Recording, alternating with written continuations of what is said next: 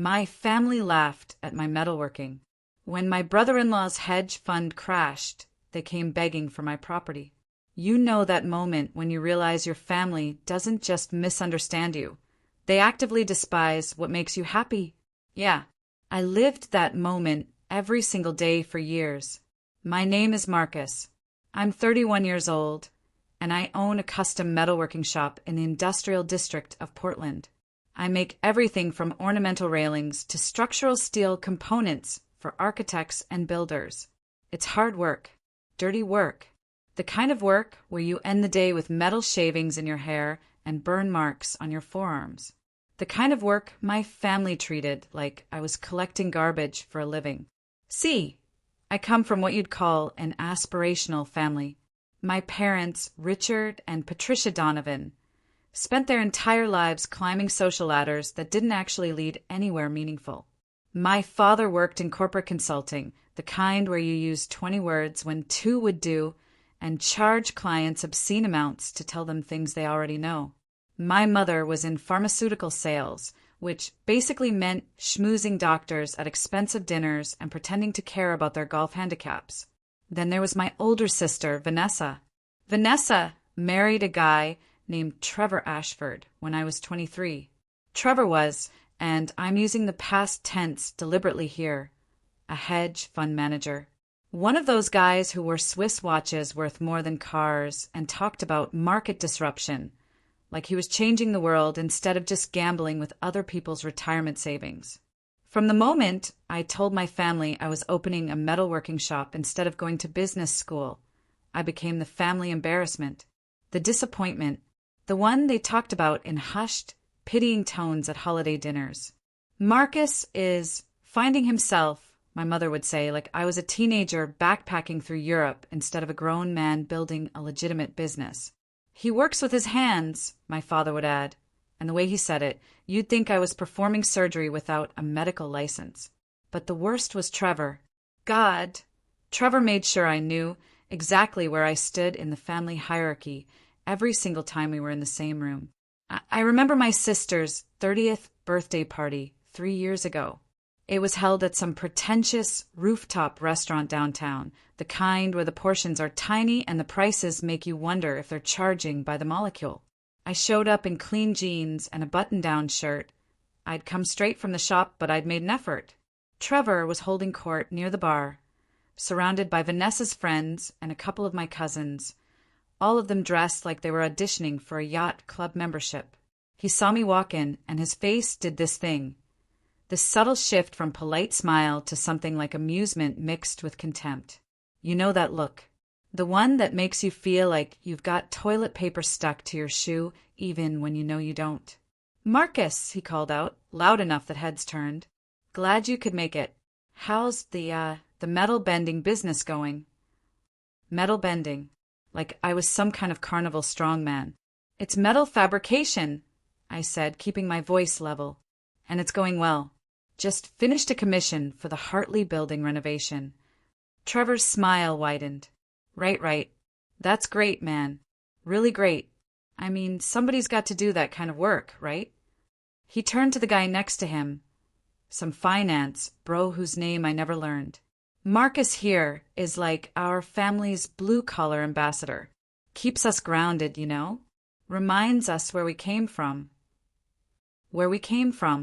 Like we'd grown up in some Dickensian poverty instead of a comfortable suburban neighborhood where the biggest hardship was deciding which country club to join." I felt my jaw tighten, but I didn't take the bait. I'd learned by then that engaging with Trevor was like wrestling with a pig. You both get dirty, but the pig enjoys it. "Good to see you too, Trevor," I said, and walked past him to find Vanessa. My sister was near the windows, laughing with a group of her yoga instructor friends. When she saw me, her smile dimmed just a fraction. Not enough that anyone else would notice, but I caught it. That little flicker of disappointment that I wasn't someone more impressive walking toward her. "Marcus," she said, and I could hear the effort it took to sound enthusiastic. "You made it." "Wouldn't miss it," I said, handing her the gift I'd brought, a custom metalwork picture frame I designed myself, with her initials worked into the corner pattern. I'd spent hours on it, making sure every weld was invisible, every line perfectly straight. She took it, glanced at it for maybe 2 seconds, and said, "Oh, that's sweet. Thanks." Then she set it down on a nearby table with a pile of other gifts, most of them in designer shopping bags and boxes. My frame looked pathetic next to them. Handmade. Cheap. That was the moment I met Elena. She'd been standing a few feet away, watching the whole interaction with these sharp, intelligent eyes. She was one of Vanessa's friends from her nonprofit board. They volunteered together at some environmental organization. Elena worked as an environmental engineer, specializing in sustainable manufacturing processes and industrial waste reduction. "That frame is beautiful," she said after Vanessa had drifted away. She walked over and picked it up, actually examining it. "This welding is incredible. You can barely see the joints." I felt something unfamiliar. Someone actually seeing the work I'd put in. "Thanks," I said. I make custom pieces. It's what I do." "Metal fabrication, right?" She smiled. "I heard your brother-in-law's charming introduction." I laughed despite myself. "Yeah, Trevor's got away with words." "He's got away with something," Elena said. "Though I'm not sure words is the right term. Maybe condescension or unearned superiority." And just like that, I was in love. We talked for the rest of the party. She told me about her work, how she was trying to develop better industrial processes that didn't dump toxic waste into rivers. I told her about my shop, about the satisfaction of taking raw steel and turning it into something functional and beautiful. She actually listened, asked questions, wanted to see my workshop. We started dating 2 weeks later. She'd come by the shop after work, and we'd talk for hours about materials and processes. She understood metallurgy from an academic angle. I understood it from a practical one. Together, we started seeing possibilities neither of us had considered before. But my family? They treated Elena like she was slumming it by dating me. "She's an engineer," my mother said one Sunday dinner, 6 months into our relationship, "with a master's degree from Stanford, and she's dating you." The pause before "you" was carefully calculated. Maximum impact. "Yeah, Mom. She's dating me." Weird how people can see value where you don't, right? My father cleared his throat. "Your mother is just concerned about longevity. These relationships where there's a significant disparity in education and earning potential." "I own my own business," I interrupted. "I'm profitable. I have clients. I'm doing fine." "Fine," Trevor repeated from across the table. He'd been mostly quiet, working his way through a scotch that probably cost more than my monthly utility bill. "Fine is not great, though, is it, Marcus? Fine is not building generational wealth. Fine is not setting yourself up for early retirement." He leaned forward, his eyes glinting with that special kind of cruelty that comes naturally to people who've never struggled. Elena could do fine with anyone. She could do extraordinary with someone on her level. Vanessa put her hand on Trevor's arm. "Honey, that's not. I'm just being honest," Trevor said. "Someone needs to be. Marcus, you're a good guy, but you're playing in the minor leagues, pretending you're in the majors. There's no shame in admitting that." I stood up. Elena stood with me. "We're leaving," I said. My mother looked horrified. "Marcus, don't be dramatic." Trevor was just... "I know exactly what Trevor was doing," I said. "And I'm done pretending I need to sit here and take it." We walked out. I didn't slam the door. I closed it quietly, which somehow felt more final. In the car, Elena was silent for a long time. Then she said, "Do they always talk to you like that?" "Pretty much." "And you just take it?" I shrugged. "What else am I supposed to do? They're my family." She looked at me with something between pity and frustration. "Marcus, family isn't supposed to make you feel like shit about yourself. That's not love. That's not even basic respect." "I know," I said quietly. "Then why do you keep showing up?" I didn't have a good answer. Elena and I got married 14 months later. We did it our way, a small ceremony at a state park, just close friends and Elena's family. Her parents were kind people, a retired teacher and a carpenter. They treated me like I mattered, like what I did mattered. I invited my family. They came, but you could see the disappointment radiating off them like heat from asphalt. No country club, no string quartet, no ice sculptures or champagne fountains. Just people who loved each other, decent food, and a commitment made under open sky. Trevor spent the entire reception making jokes about our quaint wedding. Very authentic, he kept saying. Really captures that working class aesthetic. I ignored him. I was getting good at that. But the wedding gift he gave us, that was harder to ignore. It was an envelope. Inside was a check for $50 and a note that said, "For your future investment portfolio, when you decide to get serious about wealth building." $50. The guy wore cufflinks worth thousands, and he gave us $50. The insult was precise and intentional. Elena wanted to tear up the check. I convinced her to cash it instead. "We'll use it for something real," I said. "Something that matters." We put it toward research materials. See, for the past year, I'd been working on something. A side project that was slowly becoming an obsession. Every metalworker knows the enemy, corrosion, rust, the way moisture and oxygen conspire to break down even the strongest steel over time. Traditional protective coatings work, but they're toxic, they degrade, they need constant maintenance. And they're expensive, prohibitively so for a lot of applications. I wanted to develop something better, a coating that would be non-toxic, long-lasting, and affordable. Something that could protect structural steel in bridges, railings in coastal areas, industrial equipment in harsh environments. It started as curiosity. Then it became a challenge. And eventually it became the thing I thought about every spare moment. Elena jumped in immediately. Her background in environmental engineering meant she understood the chemistry I was fumbling through. Together, we spent late nights in my shop, testing formulas, applying coatings, exposing samples to salt water, heat, cold, UV radiation. We documented everything. My family thought I was wasting time. "Still playing with your little art projects?" my father asked once when he stopped by the shop unannounced. He looked around with barely concealed disgust at the testing equipment, the racks of sample metal pieces, the notebooks full of observations. "I'm developing a protective coating," I explained. "Industrial application. If it works," he interrupted. "That's a big word to bet your future on, son." "I'm not betting anything. I'm building something." He shook his head. "You could have been someone. You had potential. Your SAT scores were excellent. You could have gone to any business school in the country." I didn't want to go to business school. "No," he agreed. "You wanted to work in a garage, getting dirty, making pennies while your brother-in-law is pulling in 7 figures. Trevor's salary isn't my concern."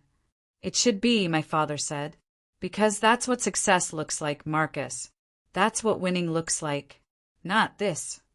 He gestured around the shop like it was a crime scene. "If you're done," I said quietly, "I've got work to do." He left without saying goodbye. But I kept working. We kept working. 3 years went by. 3 years of trial and error. Of formulas that failed. Of coatings that cracked or peeled or didn't protect at all. 3 years of my family rolling their eyes every time I mentioned my little experiment. 3 years of Trevor making jokes about how I was trying to reinvent WD-40. And then, one Tuesday in March, we got it right. The sample we pulled from the salt spray chamber looked perfect. No rust, no corrosion. The coating was intact, flexible, and the metal underneath was pristine. We'd exposed it to conditions equivalent to 10 years of coastal weather, and it looked like we'd applied the coating yesterday. Elena and I stood there staring at it for a full minute before she whispered, "Holy shit, Marcus, this is it." "We need to do more tests," I said, but I was grinning.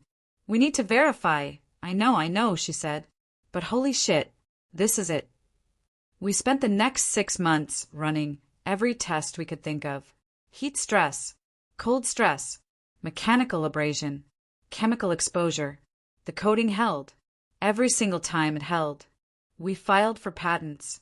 4 of them, covering the composition, the application process, the specific ratios of compounds, and the industrial scale manufacturing method. Elena had connections from her engineering work. Lawyers who specialized in intellectual property, consultants who understood materials science. We did everything properly, everything legally, everything documented. And we told no one. My family still thought I was running a small metalworking shop, making decorative railings and custom furniture.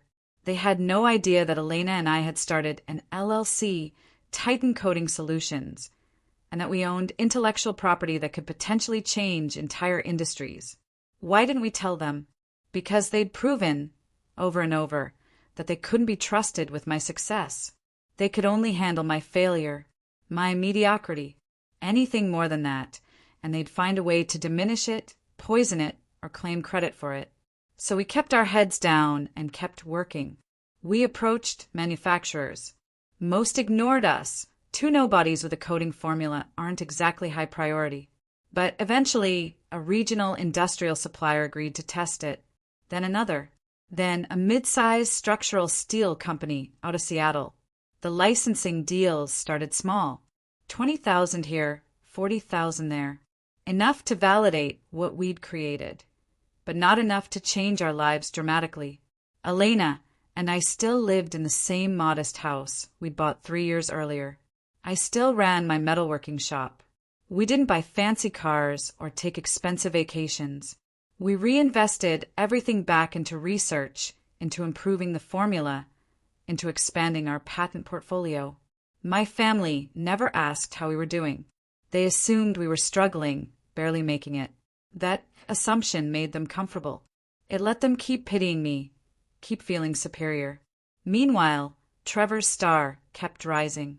He'd left the hedge fund he'd been working for and started his own investment firm, Ashford Capital Management.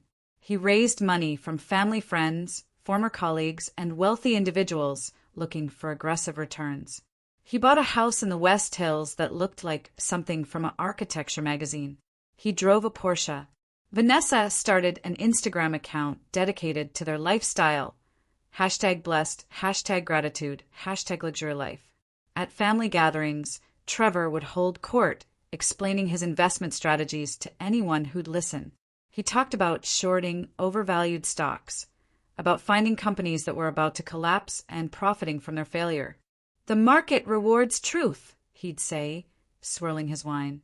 If a company is built on hype instead of fundamentals, it will eventually crash. I just position myself to benefit when reality catches up. My father loved this. He'd sit there nodding, asking questions, treating Trevor like some kind of financial prophet. My mother would beam at Vanessa, so proud that her daughter had married such a successful man. And I'd sit there, invisible, while they all congratulated each other on being winners. At one Christmas dinner, my cousin Derek, who'd always been jealous of anyone doing better than him, pulled me aside. "You ever worry Trevor's going to crash and burn?" he asked quietly. I frowned. "What do you mean?" "I mean he's leveraging everything. He's borrowing against his returns to make bigger bets. He's got clients who've invested everything they have based on his track record. And his track record is aggressive." "I don't really follow his business," I said honestly. Derek laughed. "Yeah, you and everyone else in this family. You're all too busy worshiping him to ask questions.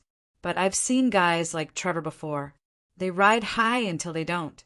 And when they fall, they take everyone with them. Why are you telling me this?" He shrugged. "Because you're the only one who might actually listen. Everyone else is too invested in the fantasy." I didn't think much of it at the time. Derek was always pessimistic, always predicting doom. I figured he was just bitter that Trevor had succeeded where he hadn't.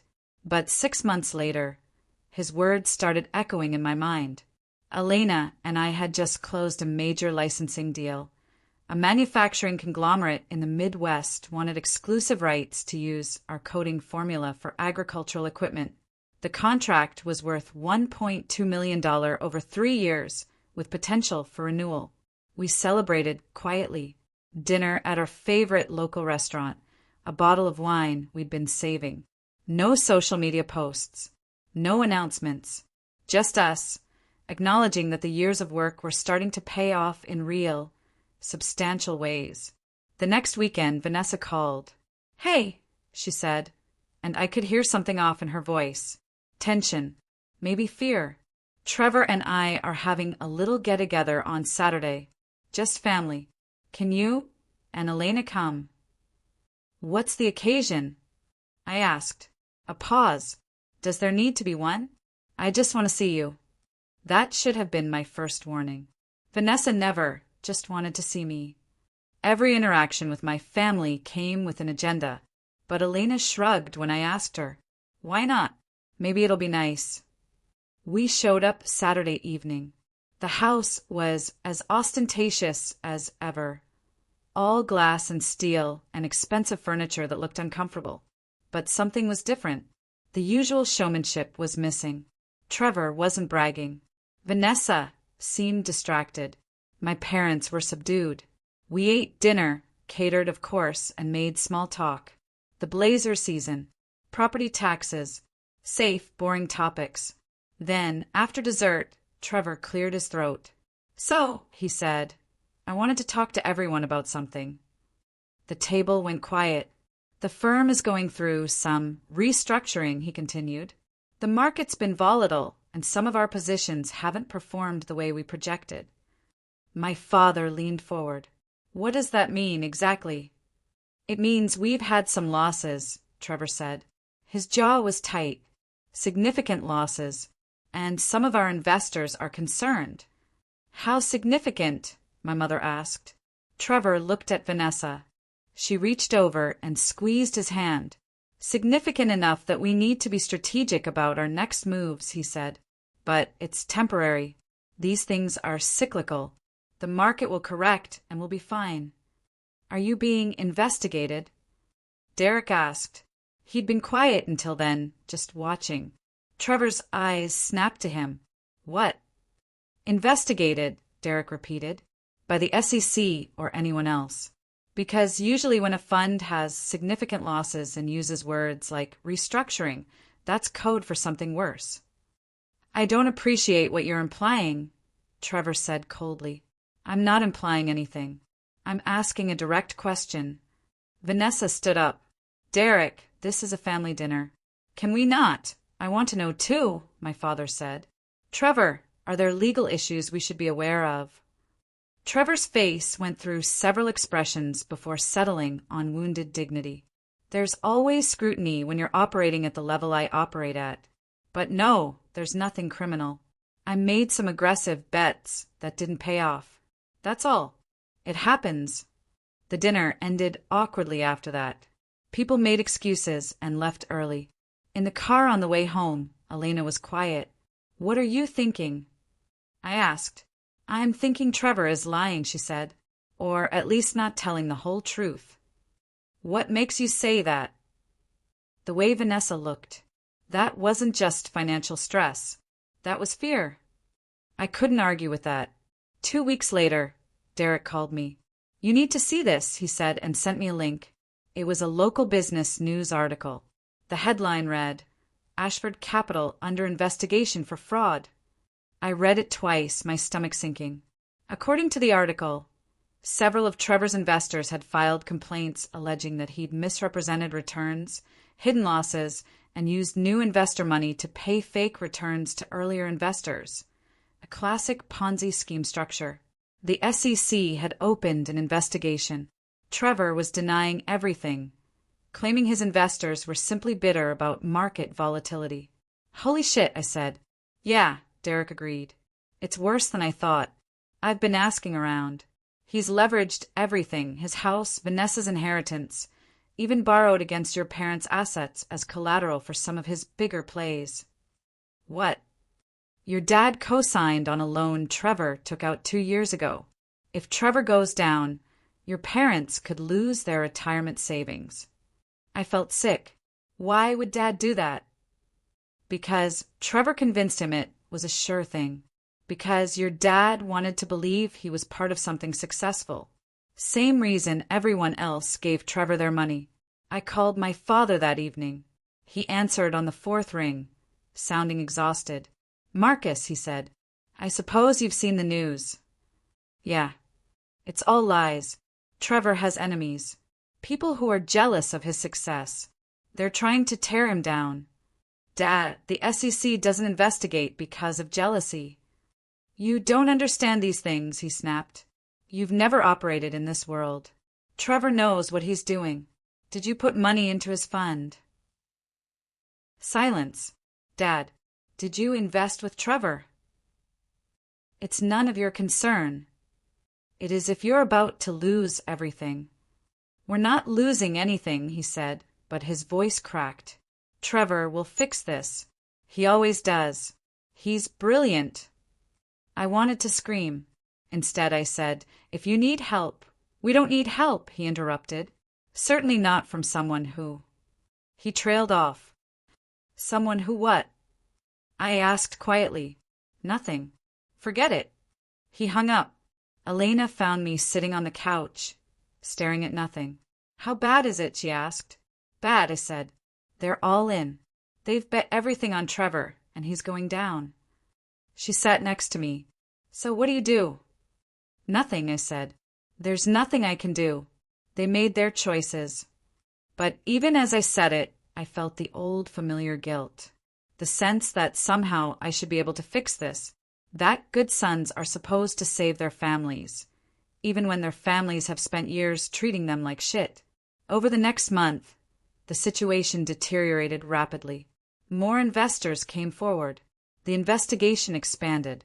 News articles detailed Trevor's house of cards, the falsified documents, the inflated returns, the desperate scramble to cover losses with borrowed money. Vanessa called me, crying, "Marcus, please. We need help. They're going to take everything. What do you want me to do?" I asked. "I don't know. Something. Anything. You're my brother." "I am," I agreed. "But I'm not a lawyer. I'm not a financial advisor. I make metal railings, remember? That's what you all keep reminding me." "Don't be cruel," she whispered. "I'm not being cruel, Vanessa. I'm being honest. You all need actual professionals, not me." She hung up. I felt terrible, but I also felt something else, a growing realization that I was finally seeing my family clearly, without the distortion of wanting their approval, without the hope that someday they'd value me. They didn't want me. They wanted what I could give them. And until now, I'd had nothing they wanted. That was about to change. It started with a phone call from our attorney, David Brennan. We'd hired him 2 years earlier to handle our patent work and corporate structure. He was methodical, careful, and surprisingly affordable for the quality of work he did. "Marcus," he said, "I need to ask you something. Is your sister's last name still Donovan, or did she change it to Ashford?" "She kept Donovan," I said. "Why?" "Because I'm looking at some documents related to Trevor Ashford's fund, and I'm seeing some interesting connections. Do you know if your family had any business interests registered under your sister's maiden name?" "Not that I know of." "Why?" "Because there's a company called Titan Coating Solutions that's been doing very well in the industrial materials sector, and I'm wondering if there's any connection to—" "David," I interrupted. "That's us. Elena and I own Titan Coating Solutions." A long pause. "You registered it under Elena's maiden name?" "For privacy," I said. "We didn't want family drama interfering with business." "Well, I have some news you need to hear. Trevor Ashford took out a significant short position against a company called Titan Coating Solutions approximately 8 months ago." The room tilted. "What?" "He bet against you," David said slowly. "He invested heavily, and I mean heavily, in the assumption that your company would fail. He borrowed money to amplify his position. Marcus, he bet over $800,000 that Titan Coating Solutions would collapse within 12 months. I couldn't breathe. "But it didn't collapse," David continued. "It thrived. You signed major licensing deals. Your stock valuation increased. And when a short position goes wrong, the losses are theoretically unlimited. Trevor didn't just lose his initial investment, he lost everything he'd borrowed against it. Your company's success is a major factor in his fund's collapse. Oh my God, I whispered. Elena came into the room. What's wrong? I told her. We sat together while David explained the details. Trevor had researched industrial coating companies, found one called Titan Coating Solutions that was making waves in the market, and decided it was overvalued hype. He'd bet it would crash. He had no idea he was betting against his brother-in-law. He'd been so dismissive of my work, so certain I could never create anything significant, that it never occurred to him to check if the company was mine. His contempt had blinded him completely. There's more, David said. I've been following the SEC investigation. Trevor's been trying to find assets to cover his losses. And based on some filings I've seen, he's looking at properties owned by family members. Specifically, I don't own any property except our house, I said. You own your grandmother's property, David corrected. The 40 acres outside of Salem. It was willed to you 5 years ago. I'd forgotten about that.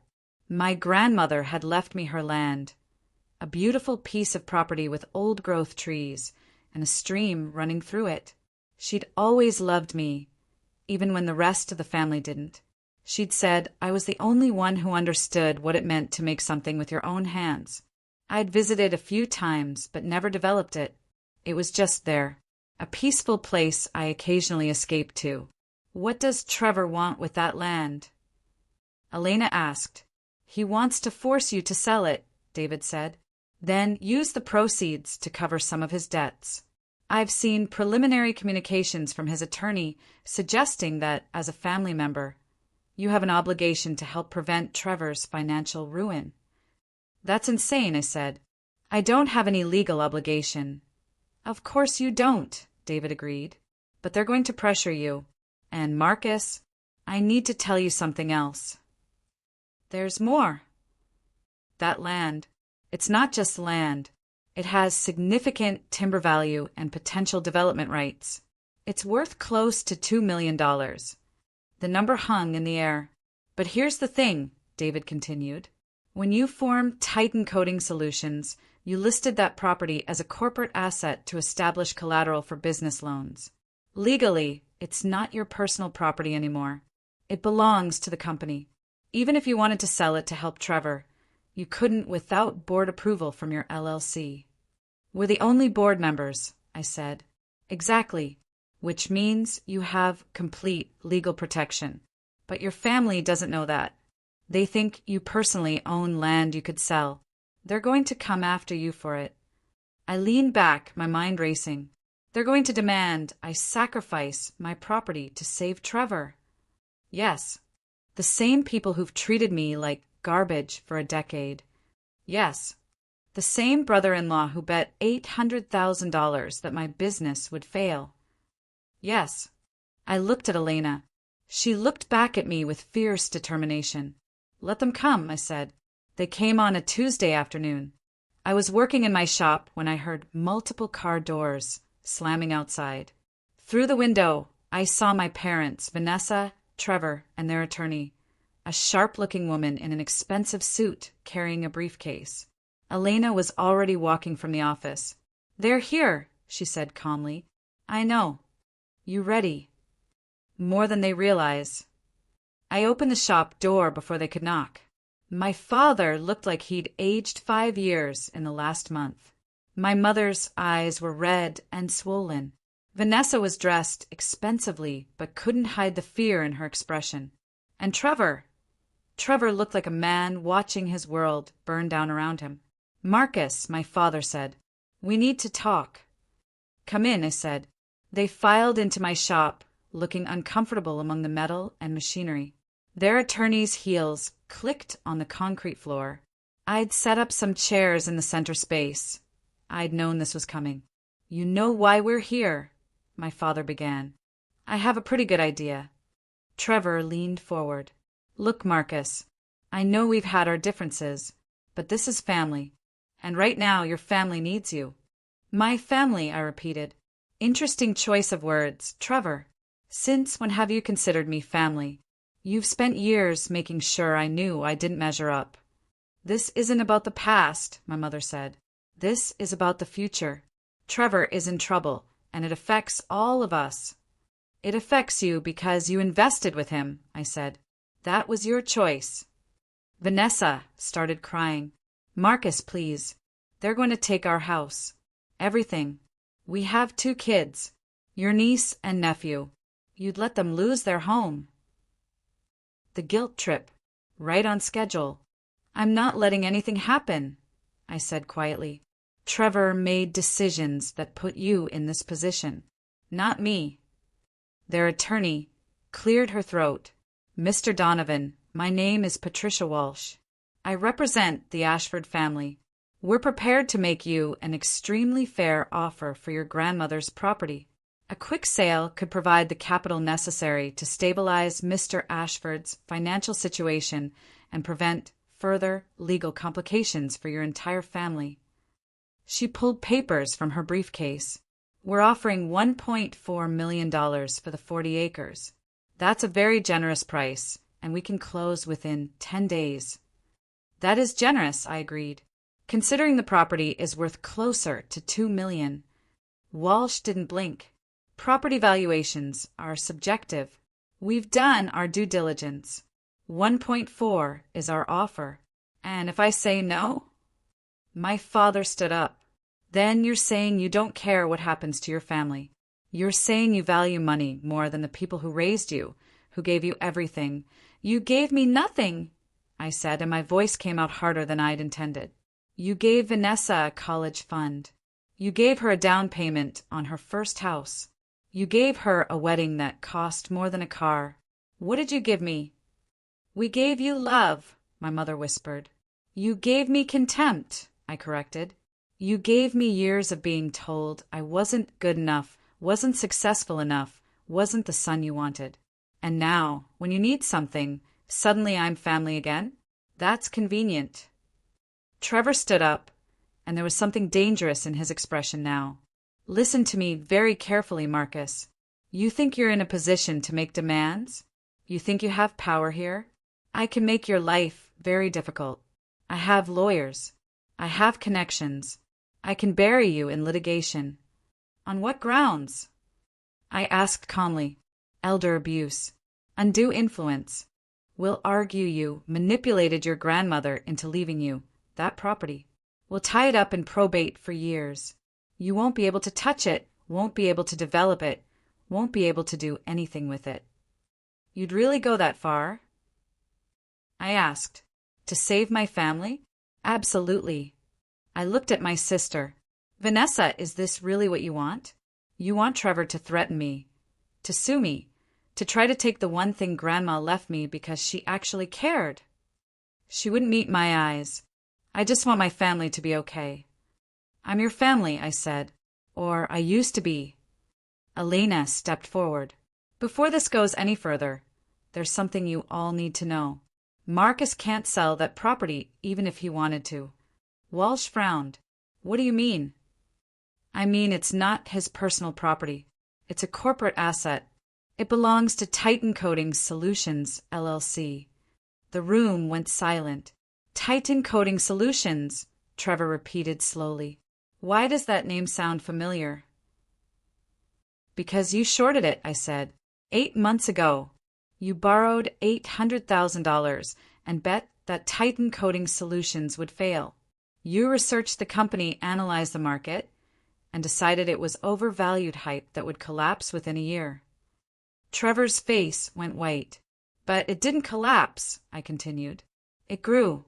We signed major licensing deals. Our valuation tripled. And your short position, it destroyed you. No, Trevor whispered. No, that's not. You don't own. We registered under Lena's maiden name, I said. For privacy. Because we didn't want our family drama interfering with our business. And we were right to do that, weren't we?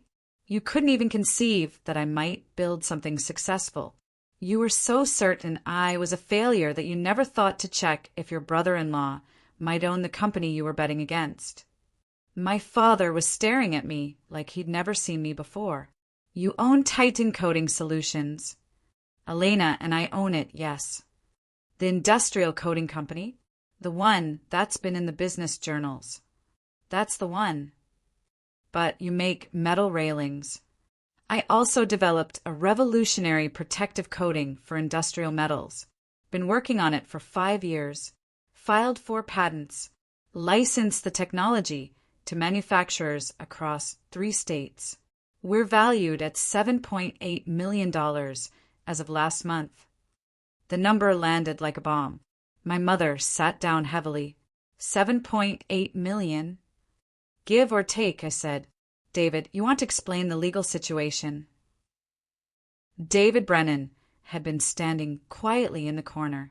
Now he stepped forward, opening his own briefcase. Certainly, he said. Mr. and Mrs. Donovan, Ms. Walsh. The property in question was legally transferred to Titan Coating Solutions 3 years ago as a corporate asset. It cannot be sold without unanimous approval from the company's board of directors, which consists solely of Marcus and Elena Donovan. Any attempt to claim the property, either through litigation or coercion, would fail immediately in court.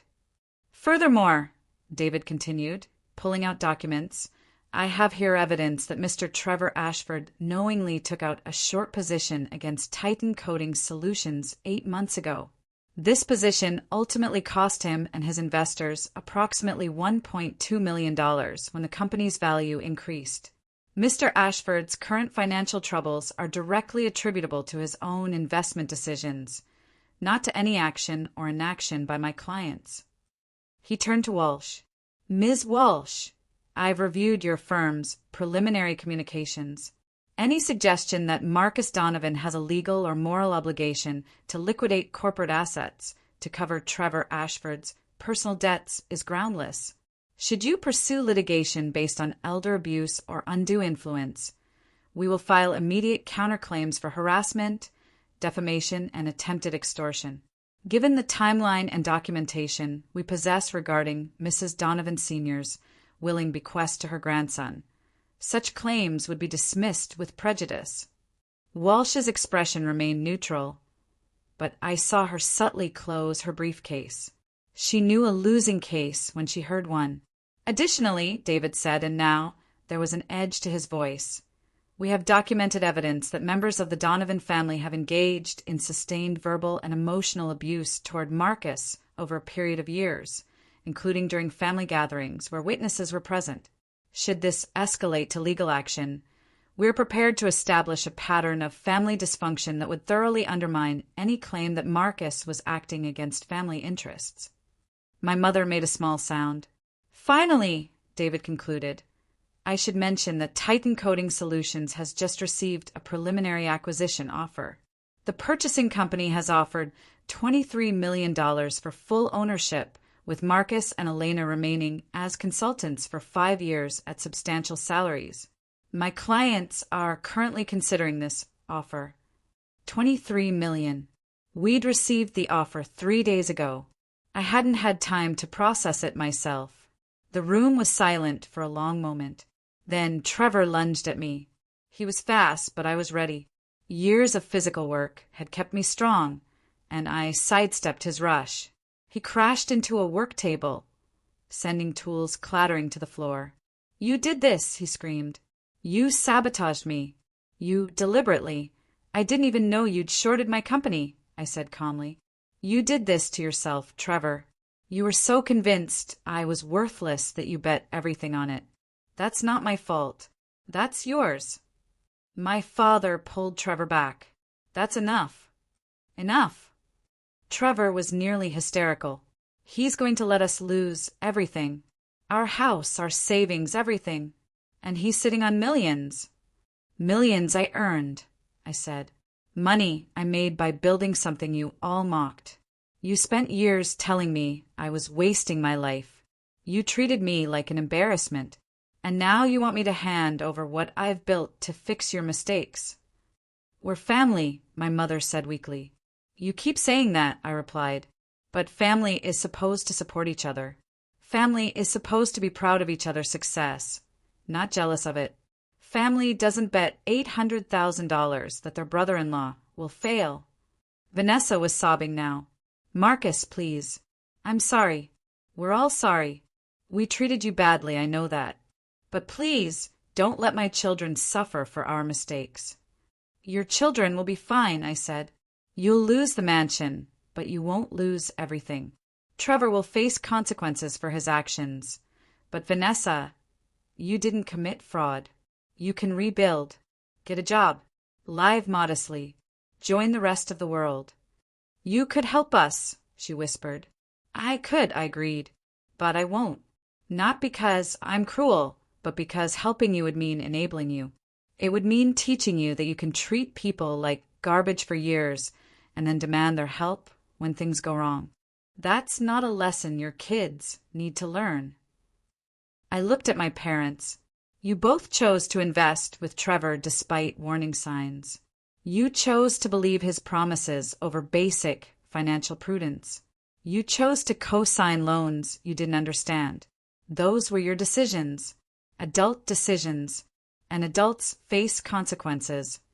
After everything we did for you, my father said, and his voice broke. What did you do for me, Dad? I asked. Really, what did you do besides make me feel like I was never enough? He didn't answer. Walsh stood. I think we're done here. Mr. and Mrs. Ashford, I recommend we pursue other options. She looked at me. Mr. Donovan, you'll be hearing from the SEC. They'll want to verify the timeline of your company's incorporation and Trevor's short position. I welcome their inquiry, I said. We've documented everything. They filed out. Trevor had to be supported by my father. Vanessa left without looking back. My mother paused at the door. You've changed, she said. No, I corrected. I just stopped pretending your opinion mattered more than my own. The door closed behind them. Elena wrapped her arms around me. I was shaking. You okay? She asked. I don't know, I admitted. That felt horrible and liberating at the same time. You did the right thing. Did I? They're still my family. They stopped being your family the moment they treated you as disposable, she said. Family doesn't work like this, Marcus. Love doesn't work like this. David started packing up his briefcase. For what it's worth, that was one of the most justified refusals I've ever witnessed. They had no legal ground to stand on, and you handled it with more grace than they deserved. What happens now? I asked. Now, Trevor faces the consequences of his fraud. Your family figures out how to rebuild without scapegoating you. And you and Elena decide if you want to accept that acquisition offer. After he left, Elena and I sat in the quiet shop. $23 million, she said. That's insane. It is. What do you want to do? I looked around my shop, the place where I'd built everything that mattered. I want to keep working, I said. Maybe not here, maybe with better equipment and a bigger team. But I want to keep making things. Keep improving the coding. Keep building. Even without your family's approval? She asked, but she was smiling. Especially without their approval, I said. The next 3 months were a blur of legal proceedings, business negotiations, and enforced distance from my family. Trevor was formally charged with securities fraud, wire fraud, and running what the prosecution called a sophisticated Ponzi-like scheme. The trial was scheduled for 8 months out. His attorney tried to negotiate a plea deal, but the SEC wanted to make an example. Too many small investors had lost their retirement savings trusting Trevor's promises. Vanessa filed for divorce 6 weeks after our confrontation. The papers cited irreconcilable differences and fraudulent concealment of assets. She moved back in with our parents, taking the kids. Their mansion was seized by creditors. My parents' retirement savings were partially protected. They recovered about 60% of what they'd invested, but they had to sell their house and downsize to a condo. My father took a consulting job to make up the difference. My mother stopped posting on social media entirely. And me? Elena, and I accepted the acquisition offer. $23 million paid over 2 years, with both of us staying on as consultants at $200,000 annually each. We used the first payment to pay off our house completely. We put $10 million into a trust that was legally protected from external claims. We donated $2 million to environmental engineering programs at 3 universities. And we kept working.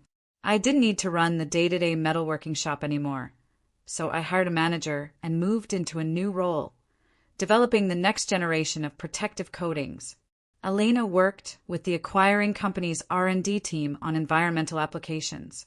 We were doing what we loved, but now we had the resources to do it properly. I didn't hear from my family for 97 days. Then Rachel called. Rachel was my cousin on my mother's side, one of the few family members who'd always been kind to me. She'd been at our wedding, had never mocked my work, had always treated Elena with respect. "Marcus," she said, "I need to talk to you about your parents." "I don't want to hear it, Rachel." "I know, but hear me out. They're struggling, really struggling, not just financially, emotionally. Your mom barely leaves the condo. Your dad looks like he's aged 20 years. That's not my responsibility." "I know it's not," she said quietly. "But, Marcus, they're starting to understand what they did to you. Your mom especially. She asked me to call you. She could call me herself. She's afraid you'll hang up, which, fair enough, you probably would." I didn't deny it. "They want to apologize," Rachel continued. "Properly apologize. Not ask for anything. Not try to manipulate you. Just acknowledge what they did and take responsibility." "Too little, too late," I said. "Maybe," Rachel agreed, "but maybe not. I'm not telling you to forgive them. I'm just telling you they're finally seeing, clearly. What you do with that information is up to you." She hung up. Elena found me staring out the window. "Rachel." "Yeah." "What did she say?"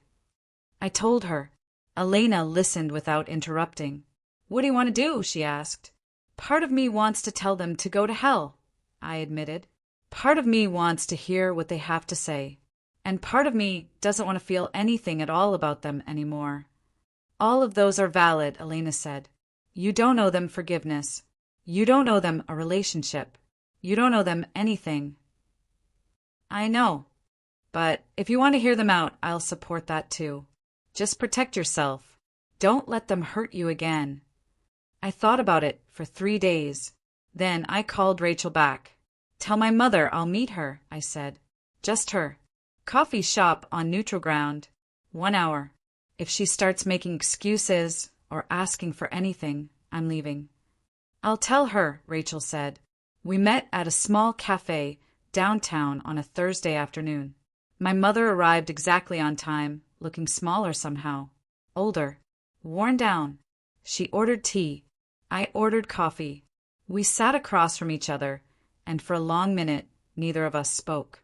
"Thank you for coming," she finally said. "Rachel said you wanted to apologize." "I do." She wrapped her hands around her teacup. "Marcus, I've spent the last 3 months thinking about everything that happened. Everything we said to you, how we treated you. And I'm horrified." "Okay," I said neutrally. "You built something incredible," she continued. "You built it without our help, without our support, while we were actively tearing you down. And I didn't see it. I didn't see you. I was so focused on what I thought success should look like that I completely missed actual success happening right in front of me." "Why?" I asked. "Why did you treat me like that?" She was quiet for a long time. "Because you scared me," she finally said. "You chose a path that was uncertain, that was hard, that didn't come with guarantees. And I spent my whole life chasing guarantees. Stability, the appearance of success. Seeing you choose passion over security terrified me because it made me question everything I'd built my life around. So you tore me down to make yourself feel better." "Yes," she whispered. And I'm so sorry. I sipped my coffee. It had gone lukewarm. Trevor destroyed Dad's retirement, she continued. We lost almost everything. And in those first few weeks, all I could think about was how unfair it was, how we'd worked so hard, saved so carefully, and one bad decision had ruined us. But it wasn't one bad decision, I said. It was years of them. Years of choosing image over substance. Years of worshiping someone because he looked successful instead of asking if he actually was. You're right, she agreed. And the worst part, in all those years we had you. We had someone who was genuinely building something real, something valuable. But we couldn't see it because it didn't fit our narrow definition of success. What do you want from me? I asked. Really? Nothing, she said, and I was surprised to realize she meant it. I don't want your money. I don't want you to save us. I just wanted you to know that I finally understand what we did to you. And I'm sorry. Even if you never speak to me again, I needed you to know that I see it now. I see you now. We sat in silence. It doesn't fix anything, I finally said. An apology doesn't erase years of damage. I know. I spent my whole childhood and early adulthood trying to earn your approval, trying to be enough, and I never was. You were always enough, she said. We were the ones who weren't. We weren't enough as parents, as people, as family. That was never about you, Marcus. That was always about us. I felt something loosening in my chest. Not forgiveness exactly, but maybe the beginning of letting go. I don't know if we can have a relationship, I said honestly. I don't know if I want one. I understand, she said, but if you ever do, I'm here. And I promise I won't waste it this time. She left her tea mostly untouched. After she walked out, I sat there for another hour, processing. Elena was waiting when I got home. How was it? Honest, I said, for maybe the first time ever. Does that change anything? I don't know yet. She hugged me, and we stood there in our kitchen, our paid-off house, our safe space, our life that we'd built despite everything. You know what I realized? I said, I don't need them anymore. Their approval, their recognition, any of it. I thought I did for so long, but I don't. And that's freedom. It is, she agreed. Trevor served 4 years in federal prison. The sentence was longer than his lawyer hoped, but shorter than his victims wanted. Vanessa rebuilt her life slowly. She went back to school, got a degree in nonprofit management, and now works for an environmental organization. She sends Christmas cards. I send them back. We're cordial, but not close. Maybe we never will be. My parents downsized their lives in every way. My father still works part-time. My mother volunteers at a literacy program. We have dinner together every few months. The conversations are careful, bounded by mutual acknowledgement that too much damage was done to pretend it never happened. But there's respect now, and sometimes that's enough. Rachel and I stayed close. She was right to push me toward that conversation with my mother, not because it fixed everything, but because it let me finally close that chapter with clarity instead of anger. Elena and I used some of our acquisition money to buy a small farm outside the city.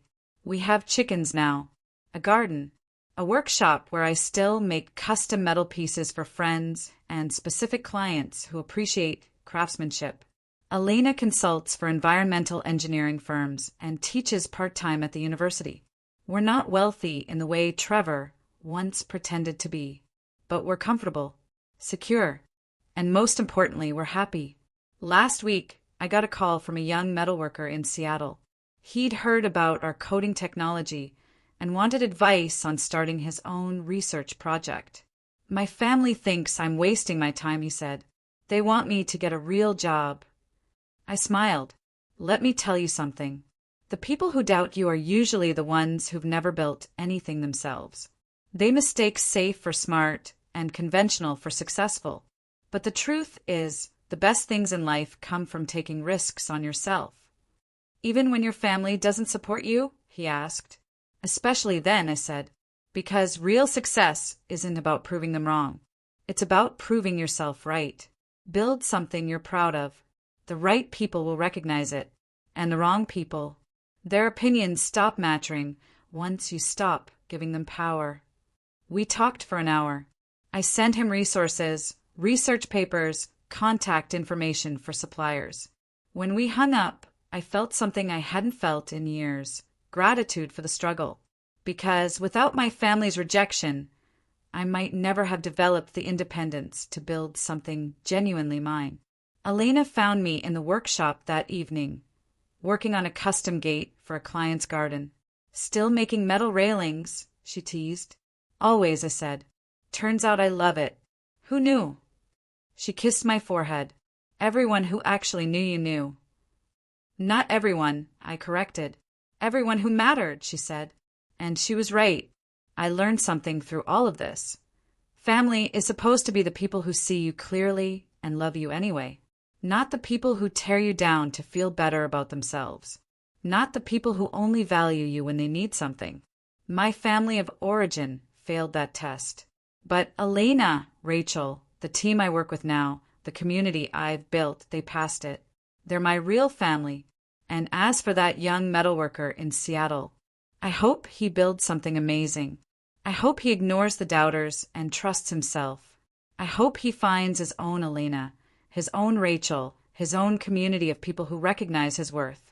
Because in the end, that's what matters. Not the approval of people who can't see you, but the recognition of people who can. I went back to welding. The metal was warm under my hands, solid and real. Outside, the sun was setting over our property. The land my grandmother left me because she knew I'd appreciate it. The land that protected me when my family tried to take it. The land where Elena and I built our life. I thought about Trevor sometimes, wondered if he'd learned anything, if he'd ever understood that betting against people is a losing game, that tearing others down doesn't build you up. But mostly I didn't think about him at all. I was too busy building, always building.